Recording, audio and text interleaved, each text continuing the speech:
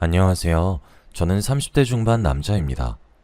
작년 이맘때쯤에 제게 정말 드라마보다 더 드라마 같고 기가 막힌 일이 일어났었어요. 그동안 많이 힘들었지만 이젠 저도 조금 털어내고 싶어 이렇게 사연을 보내게 되었습니다. 저는 첫사랑인 제 아내와 결혼을 했습니다.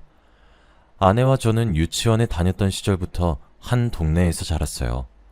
아주 어렸을 때부터 가깝게 지냈던 사이여서 그런지 부모님들끼리도 굉장히 친하셨어요. 저와 아내 둘 다 집안에서 장남과 장녀였고 부모님들끼리의 연배도 비슷해서 가족 동반 여행도 종종 가곤 했죠. 아내는 언제 어디서나 늘 제 옆에 있어 주었어요. 저희는 정말 세상에서 둘도 없고 친한 친구였죠. 게다가 아내는 저희가 살던 동네에서 알아줄 정도로 미모가 빼어난 편이었습니다. 그러니 저는 제 아내에게 사랑에 빠지기까지는 그리 오래 걸리지 않았었죠. 사실 언제부터 아내를 좋아했냐는 질문을 들으면 쉽사리 답을 할 수가 없어요. 언제인지 몰랐던 순간부터 아내와 함께 했었으니까요. 학창 시절을 다니던 내내 저는 항상 주위에서 부러움을 사곤 했습니다. 아내는 학창 시절에도 정말 예쁜 걸로 엄청 유명해서 옆 동네 애들도 아내 얼굴 한번 보겠다고 종례 시간을 도망쳐서 아내와 제가 다니는 학교 정문 앞에서 기다리는 일도 꽤 자주 있었거든요.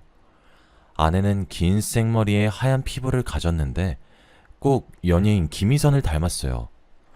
아내와 저는 사춘기를 겪으면서도 어색해지거나 멀어지지 않았어요. 아내가 저를 정말 잘 챙겨줬었거든요. 저는 제 아내에게 제 마음을 고백하고 싶다는 충동을 수천 번, 수만 번은 느꼈지만 쉽사리 고백하진 못했습니다. 제가 제 마음을 고백해버리게 되면 저와 아내가 긴 시간 이어온 친구로서의 인연들이 단번에 끊길 것 같다는 생각이 들었고, 친구로도 아내의 곁에 머물 수 없으면 정말 세상이 무너지는 기분이겠다 싶었거든요. 그래서 남몰래 혼자서만 아내를 짝사랑해왔습니다. 꽤나 오랜 세월을 말이에요. 아내는 고등학교에 진학을 하게 되면서 미모에 물이 올랐습니다. 그리고 제 마음도 점점 커져갔죠. 그렇다 보니 아무래도 아내가 한미모하다 보니까 동네에서 조금 논다 하는 형님들에게 정말 많은 대시를 받았습니다. 그리고 그런 형님들이 아내 입장에서도 그렇게 싫은 편은 아니었던 것인지 고백을 받으면 만나기도 했었죠. 한 번은 그런 일이 있었습니다. 아내가 사귀던 형님께서는 제가 눈엣가시 같은 존재였나 보더라고요. 하루는 같은 반 친구가 마치고 뒤뜰로 나와달라고 적힌 쪽지를 방금 누군가가 제게 전해달라고 부탁을 했다며 보여주었습니다. 저는 호기심에 뒤뜰로 나갔고 그날 정말 말 그대로 얻어 터졌어요. 그 형님께서는 제게 아내에게 수작 부리지 말고 떨어지라면서 정말 입에 담기 힘든 욕을 하기 시작했고 저를 무차별적으로 폭행했죠. 바로 그때 익숙한 음성의 비명소리가 들리더니 누군가 제게 달려왔어요. 그 사람은 아내였습니다. 아내는 당시 남자친구였던 그 형님에게 바락바락 소리를 지르며 저는 자신에게 형제이고 가족이나 다름없는데 이게 무슨 짓이냐며 화를 불같이 냈어요. 그 형님께서는 아내 몰래 벌인 일이었던 모양인지 무척이나 당황하는 듯 했고 아내는 그런 형님에게 당장 사과하라며 길길이 날뛰었죠. 아내가 생각보다 화끈하고 불같은 성질이 있거든요. 그래서 제가 더욱 반했던 거지만 말이에요. 그 형님은 우물쭈물하더니 제게 사과를 하고 아내에게 용서해달라고 빌었어요. 하지만 아내는 이제 우리 사이는 끝이라며 이렇게 경우 없고 폭력적인 사람하고는 더 이상 말도 섞기 싫다고 얘기하며 저를 부축해서 그 자리를 빠져나왔습니다. 공원 벤치에 앉아 자신 때문에 제가 다쳤다며 엉엉 울면서 눈물을 뚝뚝 흘리는 아내의 얼굴을 보는데 그 모습이 제게 얼마나 사랑스러웠는지 몰라요. 그때 알았어요. 저는 아내에게 평생 잡혀 살겠구나 하는 걸 말이에요. 그렇게 시간이 흘렀습니다. 저와 아내는 평소처럼 친구 관계를 항상 유지했고 저도 제 마음을 최대한 꾹꾹 눌러 보이지 않게 하려고 노력했죠. 아내에게 한 가지의 단점이 있었는데 아름답고 완벽한 얼굴과 몸매를 받은 대신에 공부는 조금 못했어요. 하지만 저는 아내에 비해 한참 뒤떨어지는 외모를 가지고 있었지만 공부머리 하나만큼은 전교권에서 놀았죠. 우리는 유치원, 초등학교, 중학교, 고등학교까지 10년이 훌쩍 넘는 세월 동안 같은 학교에 진학했지만 대학만큼은 서로 다른 곳으로 가게 되었습니다. 아내는 전문대에 진학했는데 대학에 입학하자마자 정말 고삐 뿔린 망아지처럼 활발하게 놀러 다니기 시작했어요. 매일 클럽에 갔고 남자친구를 하루가 멀다 하고 만났다 헤어지길 반복했습니다. 술에 취해 가게에서 필름이 끊긴 아내를 아내의 친구들이 제게 연락해서 데리러 가길 정말 수백 번은 했던 것 같아요. 저도 정말 순해 보였던 것이 그런 아내가 전혀 더러워 보이지 않았고 경멸스럽지 않았습니다.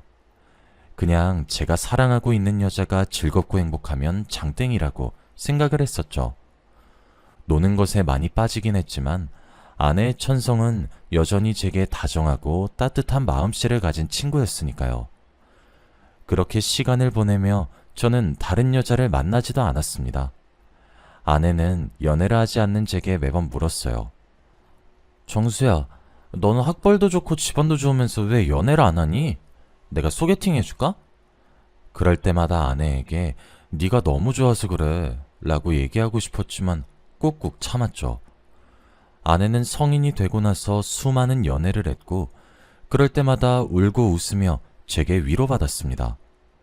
솔직히 제가 아내의 남자친구가 된다고 한다면 정말 세상에서 가장 귀한 취급을 하며 어와둥둥 업고 다닐 것 같은데 아내가 만나고 다니는 남자친구들이 왜 그렇게 아내를 함부로 대하고 그러는 것인지 정말 가슴이 아팠죠.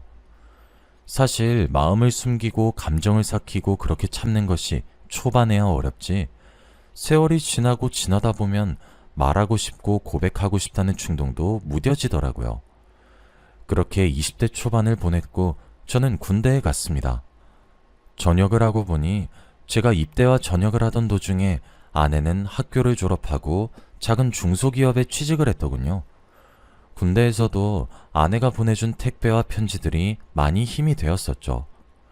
저는 전역 후 복학을 했고 학교 생활에 충실히 임했습니다. 취업을 준비할 때 아내가 정말 많이 힘이 되어 주었죠. 의기소침해지고 자신감이 없는 제게 할 수 있다고 용기를 북돋아 준 것이 아내였거든요. 저는 친구였던 아내의 내조 아닌 내조로 좋은 곳에 입사할 수 있었습니다. 제가 입사하고 가장 먼저 한 일은 운동을 하는 거였어요. 평생 동안 제 감정을 숨기고 싶지 않았고 언젠간 제 마음을 솔직하게 전하고 싶었거든요. 그런데 외모야 이미 물려받은 걸 어쩔 수 없잖아요. 곰곰이 생각해보니 몸 말고는 제가 바꿀 수 있는 게 없더라고요. 다행히도 제가 180cm가 넘는 장신이었고 피나는 노력 끝에 보기 좋은 근육질 몸매를 가질 수 있었어요. 직업도 좋았고 몸도 좋아지자 자신감이 샘솟기 시작했어요. 그렇게 아내에게 제 마음을 고백했습니다. 하지만 아내는 그런 제 마음을 거절하더군요. 가족과도 같은 제가 자신에게 이러지 말아주길 바란다고 하면서 말이에요. 아내는 저를 거절하고 난 뒤에도 저를 끊어내지 않고 여전히 만나주었는데 제가 어떻게 마음을 접겠어요. 처음엔 세상을 잃은 것 같았는데 이미 제 마음은 깊어질 대로 깊어졌던 상황이라 아내의 거절에도 쉽사리 포기가 되지 않았어요. 그렇게 두 번째, 세 번째, 네 번째에 고백을 하게 되었죠. 1년에 한 번씩 고백했다고 보면 될 거예요. 어느덧 네 번째 고백을 했을 때 저와 아내의 나이가 딱 30이 되던 해였습니다. 그리고 아내는 제 고백을 받아들여 주었죠. 저희는 연애와 동시에 결혼까지 생각하기 시작했습니다. 제게 아내를 제외한 어떤 다른 여자도 없을 것이 분명하니까요. 그리고 아내도 저도 평생을 함께 알고 지냈다고 해도 무방한 상태이니까요. 서로의 사정을 속속들이 잘 알고 있는 편이었거든요. 결혼 정년기 때 만나기 시작해서인지 결혼까지 일사천리로 진행이 되었습니다. 양가 부모님께서도 무척이나 즐거워하셨어요.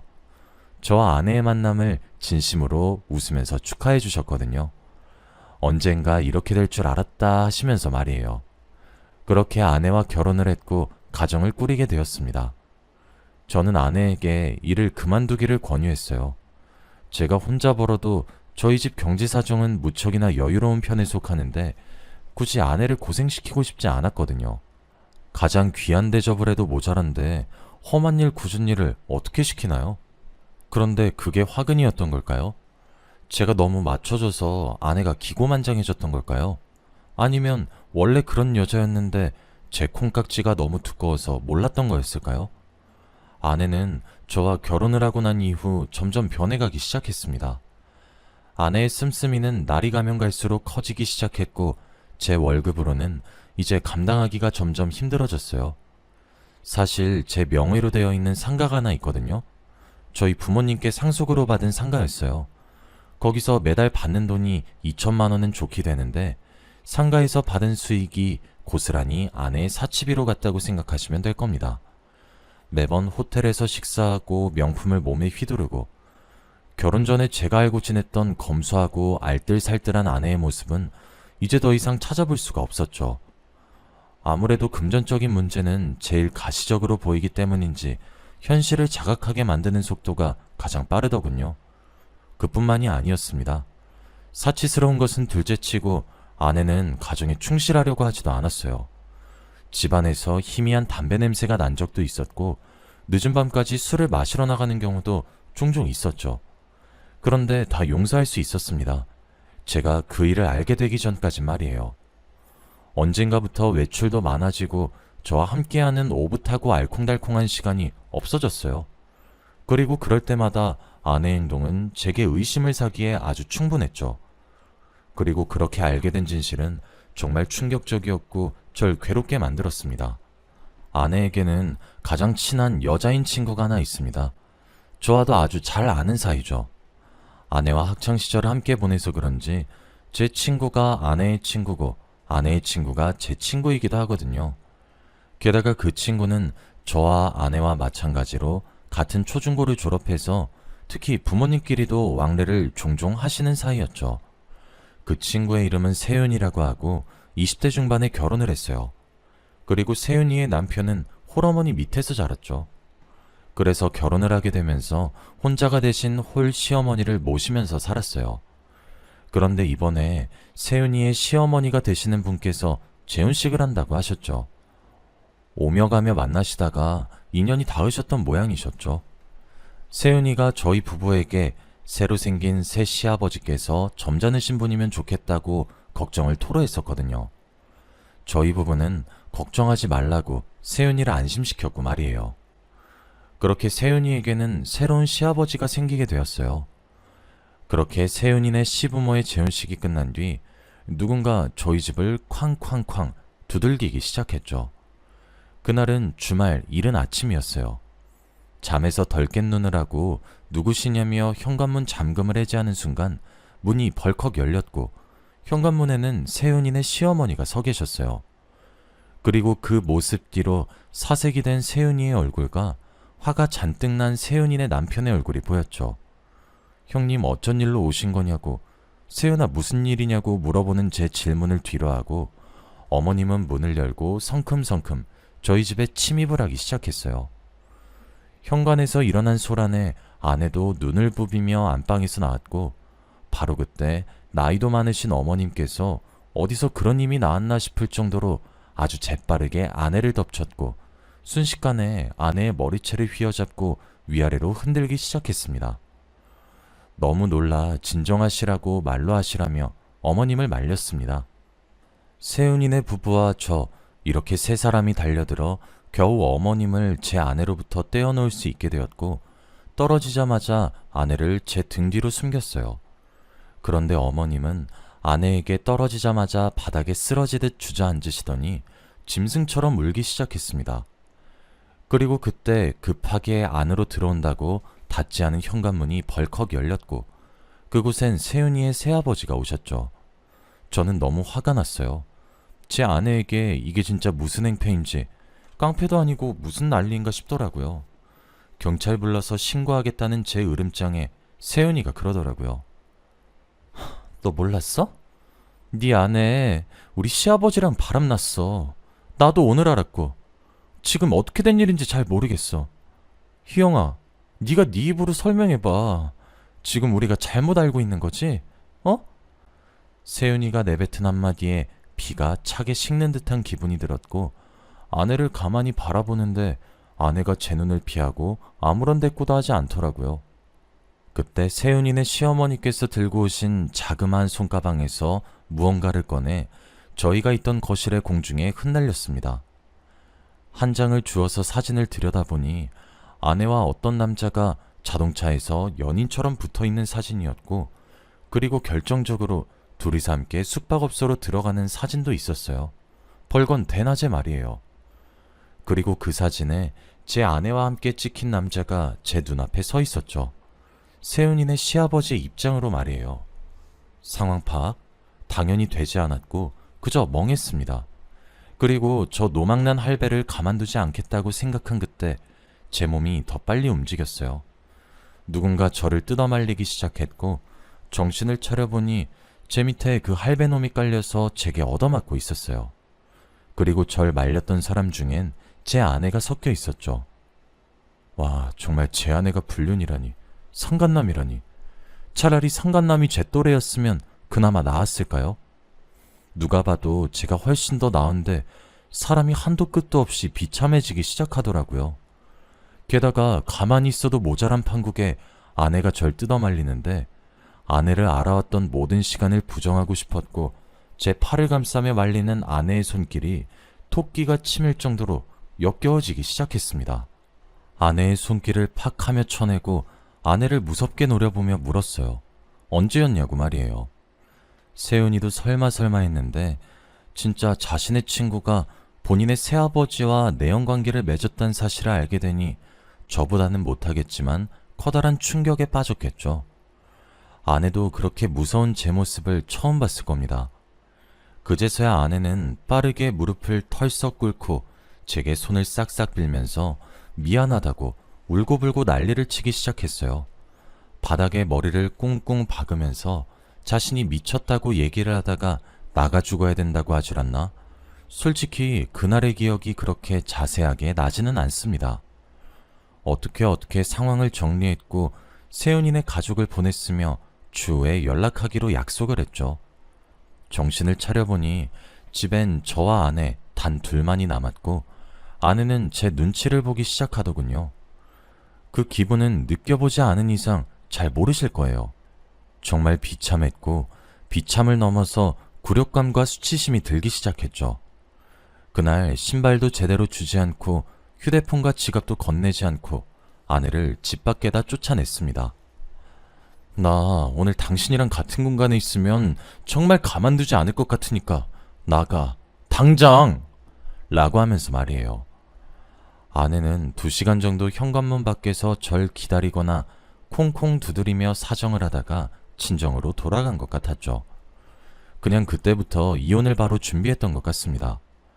아내의 카드 내역을 주화해보니 참, 제가 피땀 흘려 번 돈을 상간남에게 모조리 갖다 바치고 앉아 있었고 제가 그동안 눈치채지 못했던 것이 신기할 정도로 수많은 증거들이 속속들이 나오기 시작했어요.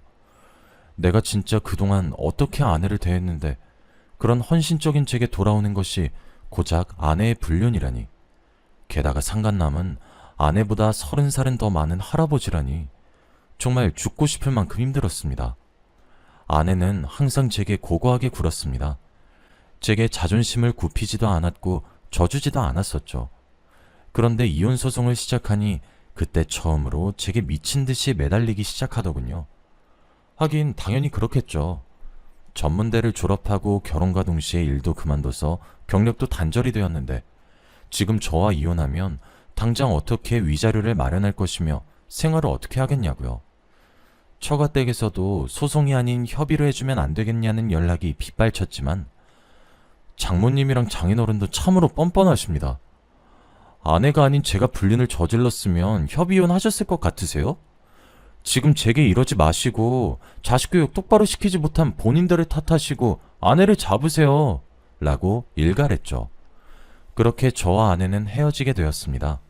왁대한 위자료를 제게 물어내야 했죠. 저는 그 일을 겪은 이후로 더 이상은 사람을 잘 믿지 못하게 되었고 여전히 악몽 속에서 살고 있어요. 저와 이혼을 하고 곳에 세윤이가 동창들 사이에 이야기를 퍼다 날랐던 모양인지 아내는 저희 동창들 사이에서 매장이 되었고 저는 불쌍한 놈이 되어 있었죠. 쪽팔려서 모임들도 모두 안 나가고 있습니다. 정말 짧은 시간에 드라마보다 더 드라마 같은 일이 제게 벌어져서 너무 힘들었네요. 지금은 시간이 조금 지나 이렇게 이야기를 글로 써서 풀어낼 수 있었지만 그간 많이 지옥 같은 고통 속에서 살았어요. 여기까지가 제 이야기입니다. 그래도 이렇게 익명으로나마 제 사연을 털어놓으니 후련한 것 같아요. 여러분들도 항상 조심하셨으면 좋겠습니다. 열길 물속은 알아도 한길 사람 속은 모른다더니 제 아내가 그런 사람일 줄 전혀 상상조차 하지 못했었거든요. 그럼 제 이야기를 마치겠습니다. 감사합니다.